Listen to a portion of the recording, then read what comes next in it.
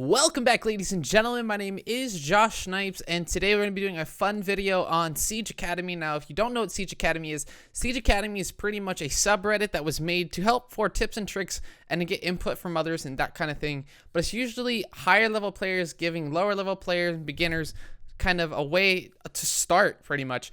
And so that's what I'm going to be focusing on today. I chose some of the topics and decided to give my answers myself. And then I also asked a couple people on there what they would want to see. And so I'm going to be answering those questions also. So without further ado and without wasting too much time, let's jump right into it. Now, today, the first topic is going to be how do you guys cope with losing a ranked 4 to 5? Now, they were ahead 3-2 before the overtime came, and then they lost 2 rounds in a row and ended up losing the entire match. I hate when that happens. Honestly, when you're up ahead and then the other team strings together 2 rounds, that sucks so much. But I think that if you're really having a hard time with that loss and you're frustrated, maybe you should look at what you did wrong and see what you can improve. Because the thing is, you can't improve unless you're playing in a 5-stack. That's a different question. I'm gonna assume you're in a solo queue or even a duo. You can't control other people. People might not have mics. People might not have anything else that will help you. They might not give you callouts or anything like that. So improve on your game. Play your role correctly. Improve on your role. Improve on your communication. Improve on your game sense, and just improve on your aim overall. That's the most you honestly can do when you're in a solo queue or even duo situation. Because if your other teammates suck, there's nothing more you can do to help them besides doing your role, because they can't help you any more than that. So, and also take a break. If you really are that frustrated, take a break. Just play some casual or just play a different game. But don't give up. Don't take a break for a day unless you play against a hacker. Maybe you might need a break. But don't like give up completely. Go back and work on yourself and keep improving. You'll eventually notice that you'll rank up more and more because you'll be doing your job more and more. Now, the next topic comes from It's Panda, and it should Rainbow Six Siege be balanced based on pro decisions. Now, I can't talk for the entire game, but I know that a lot of the changes that we've seen came down from the pros. But Ubisoft developers, or I guess say Rainbow Six Siege developers, they look at ranked plat and diamond ranks to get their information. Now, a good example of this is Cav. Cav is really, really detrimental in lower ranks. She's really hard to play against because people don't know how to play the game correctly. But should you be punished because you don't know the game correctly? Yes, because that's how you learn. You're going to learn by making mistakes and by not droning this Cav out, and you get interrogated. That is your fault. Now, when you have game-breaking characters like Lion when he was at the very beginning, he's still broken, but they're going to hopefully put a patch out that'll fix that. But when you have Lion, that's a game-breaking problem that all the pros did not like. They even held off doing a lot of stuff for different game-breaking glitches that like the sound and stuff like that has happened. I think that it should be balanced at the highest level of play because it trickles down into the lower levels of play if people take the game seriously. If you're playing in bronze and you have no care for the game, you're just kind of screwing around, you might not move out of bronze, but that's not other people's fault. That's your own. So work on yourself. Again, this goes back to improve yourself as much as you can, and you'll see lots and lots of improvements. I can't speak, though, for everyone's opinion, but I think the game should be balanced at the highest level of play because that's where metas get abused the most.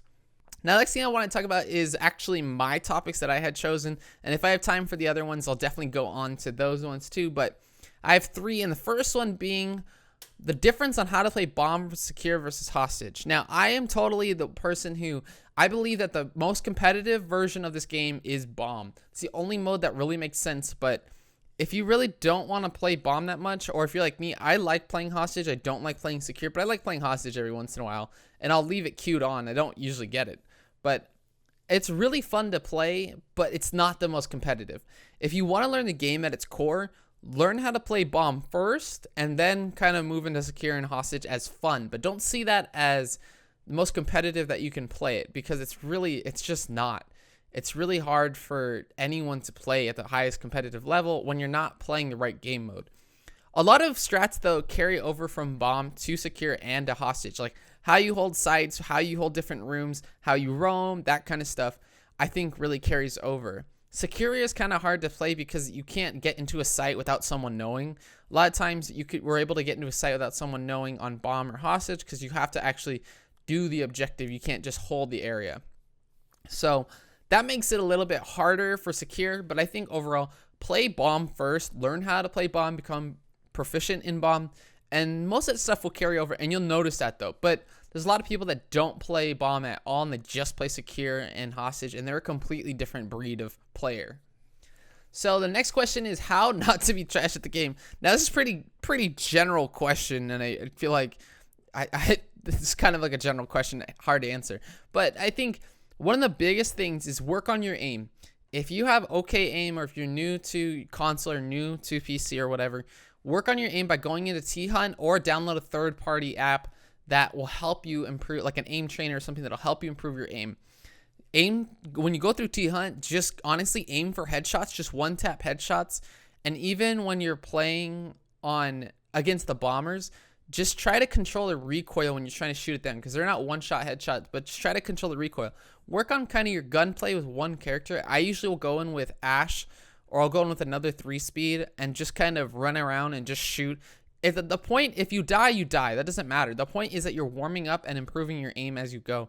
You should be able to hit headshots pretty easily across multiple people, and that's pretty much the goal.